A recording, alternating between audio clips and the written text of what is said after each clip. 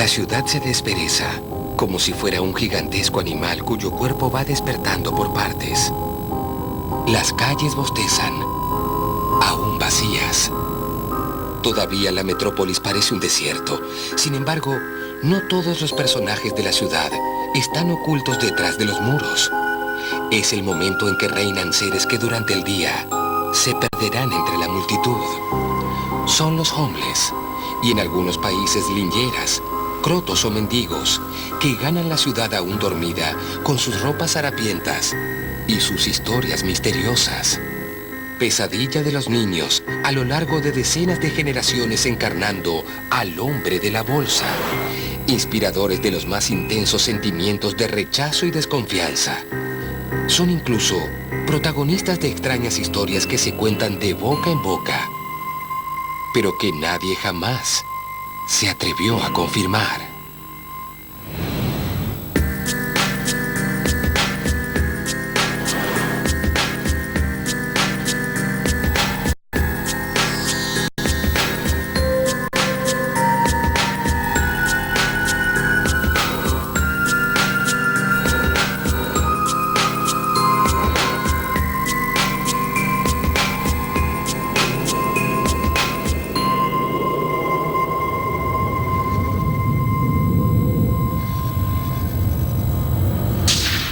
El misterio de los homeless.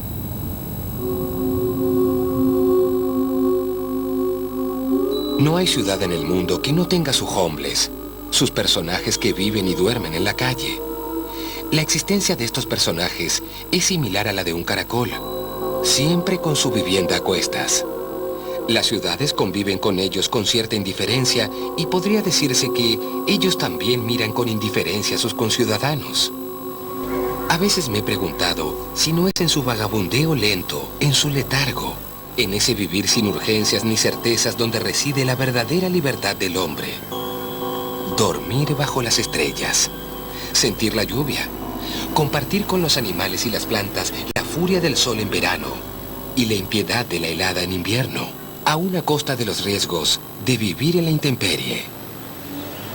La primera historia me lleva a la localidad de Caseros, en Buenos Aires, Argentina. No es casual que quiera investigar este caso. La misma historia me ha sido contada varias veces en la capital de la Argentina e incluso en México y en España. Según mis familiares que viven en un barrio de la provincia de Buenos Aires, en Caseros, cuentan que pasa deambulando de vez en cuando cierto vagabundo y bueno, comentan que fue una historia bastante dura. Su vida era un neurocirujano sumamente reconocido en la República Argentina. Una personalidad reconocida en el ámbito de la medicina internacionalmente, realmente un profesional de primera que, bueno, tiene este hijo, tiene un chico que por esas cosas de la vida justo tiene una afección en el cerebro operable. Entonces, bueno, este cirujano, ante el temor de que nadie lo pueda operar tan bien como él, porque digamos, él se sabía el mejor en el campo, decide operarlo él mismo, para no correr el riesgo, ¿no? Pero algo falla durante la cirugía. Un corte mal aplicado, una hemorragia, la anestesia o la simple gravedad de la enfermedad son un obstáculo insalvable para el paciente. Y el desdichado familiar muere.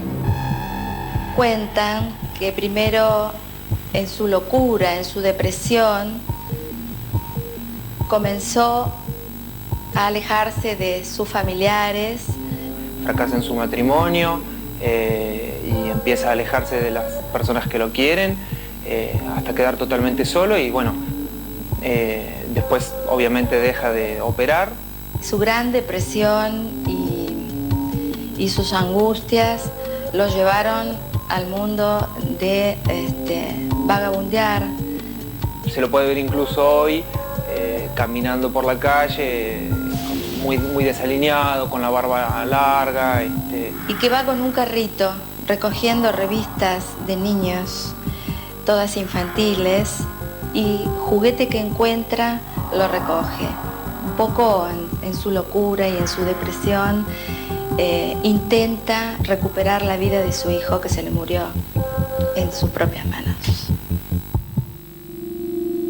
Es cierto que este personaje no provoca miedo, sino compasión, tristeza por la pena que le transformó la vida. Pero, ¿es posible que tras su larga barba y sus ropas harapientas se esconda un pasado tan doloroso? Yo pienso que sí, que es real, que no solamente hay un neurocirujano vagabundeando. Yo creo que hay mucha gente que cuando entra en esos grandes pozos depresivos y que cuando altera lo que está preestablecido, sobre todo en medicina, que se conoce que no se puede operar a nadie en el mundo de los afectos, porque si llega a pasar esto, creo que no te lo perdonás más en tu vida. Por más buenos que seamos en algo, por mejores que seamos en algún campo, podemos fracasar, y que ese fracaso puede incluso significar perder todo lo que habíamos hecho hasta ese momento. Yo creo que en la calle hay muchas historias totalmente desconocidas y que no son mitos, son realidades. En pleno centro de Buenos Aires, Argentina, en el barrio de Congreso, otra tragedia similar, según los vecinos, sobrevive debajo del aspecto abandonado de otro hombre. En este caso, se trataba de un ingeniero exitoso, aunque algunos dicen que era un empresario renombrado. Su vida era pura felicidad, pero la tragedia no avisa y se esconde y agazapa en los lugares menos pensados. En este caso, en el garage de su espléndida residencia.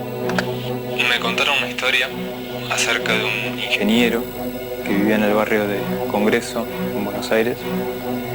Era un ingeniero empresario que, bueno, tenía un buen vivir, vivía en una casa grande. Un señor muy adinerado, un gran empresario, sacaba su auto muy apurado y en una maniobra sintió que un golpe en el auto. Un día estaba sacando su coche, se ve que no vio al hijo chiquito, que estaba jugando a la pelota en la parte de atrás, y él lo atropelló o algo así, el nene falleció. A partir de ese momento, el señor empezó como a tener muchos trastornos, empezó a cambiar mucho. Evidentemente no se pudo recuperar de ese episodio, y ahora se lo ve deambulando por las plazas, revolviendo basura.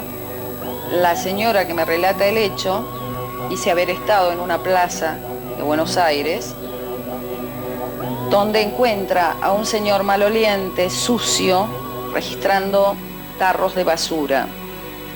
La señora se acerca y le ofrece un cigarrillo y él le dice que no, que él busca habanos, restos de habanos.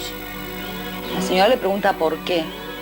Y él le comenta que cuando fuma un habano, recuerda estar en la sala de su casa, su mansión, mirando a su hijo jugando en una alfombra.